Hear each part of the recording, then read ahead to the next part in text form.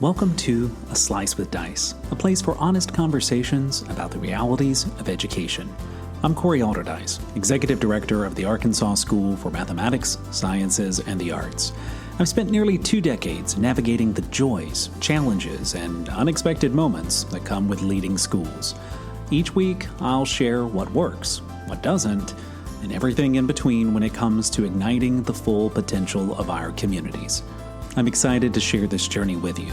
So let's get started. Let's talk about something I've been thinking about quite a bit lately as we near the end of the semester and the time of the year where both final grades loom and choices about the fall semester ahead are being made. For ASMSA, it's the time of the year where we make our own admission selections and begin the onboarding and advising processes for our next group of students. And it's the idea that a life without challenges isn't necessarily something to strive for.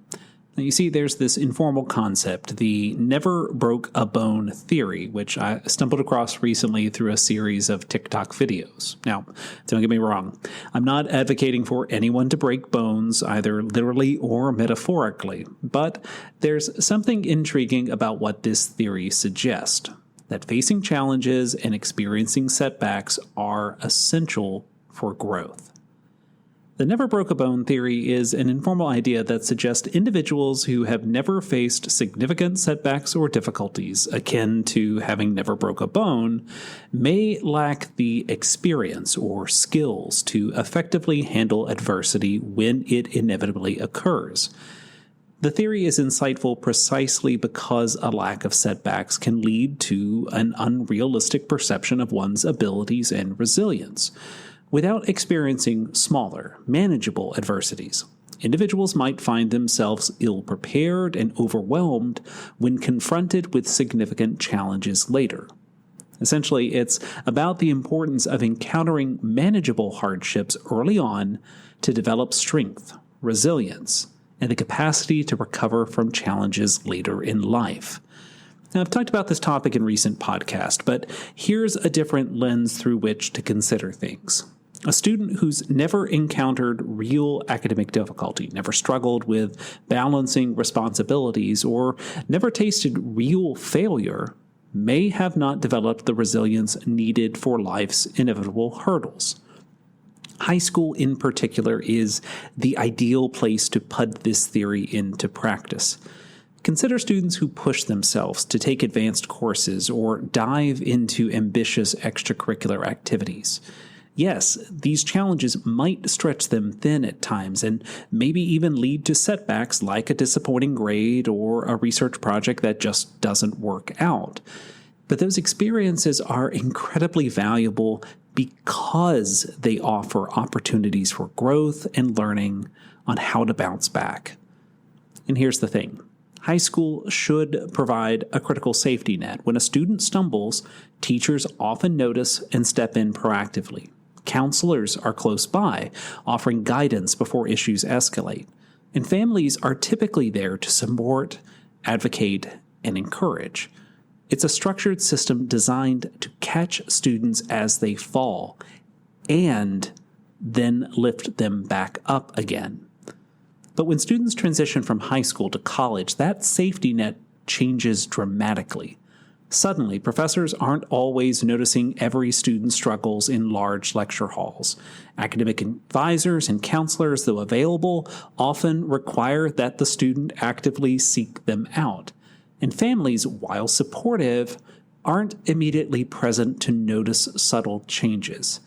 Students accustomed to smooth sailing and constant support might feel adrift when they hit that first real obstacle. So this is exactly why experiencing setbacks early within the supportive environment of high school is so very crucial. When students confront difficulties at this stage, they begin to build a toolkit. They learn to recognize when they're struggling, how to ask for help, and how to adapt their strategies moving forward. They gain confidence not just in their successes, but also in their ability to overcome failures. And though ASMSA students are still in high school, these are many of the same challenges they'll encounter when they begin their journey with us this fall. It's crucial that our student success initiatives proactively address these challenges, equipping students not just to cope with difficulties, but to recognize them early and respond effectively. Our supports must be tailored to meet students precisely where they are, providing strategies, guidance, and the reassurance that experiencing setbacks now, while the stakes are manageable and the support systems robust, will ultimately empower them for greater independence and success later. I've seen this firsthand. Students who initially panic over their first less than perfect grade learn to recalibrate their expectations and strategies. They develop stronger study habits, learn how to approach teachers with thoughtful questions, and understand the importance of self-advocacy. By the time these students reach college, they've already built a strong foundation of resilience. They know setbacks are survivable, that reaching out is necessary, and that a moment of struggle doesn't define their worth or potential. You see, ultimately, the goal isn't to shelter students from all harm or challenge. Instead, it's to help them face those challenges early on, in a controlled and supportive setting. Because when life inevitably brings bigger storms, they'll be ready to weather them with confidence and resilience. A Slice with Dice is a production of the Arkansas School for Mathematics, Sciences, and the Arts. I hope today's reflection sparked some thoughts for your own journey. If you enjoyed the episode, please subscribe, share, and leave a review. Let's keep learning and leading together. Until next time, keep striving for growth and excellence. Thanks for tuning in.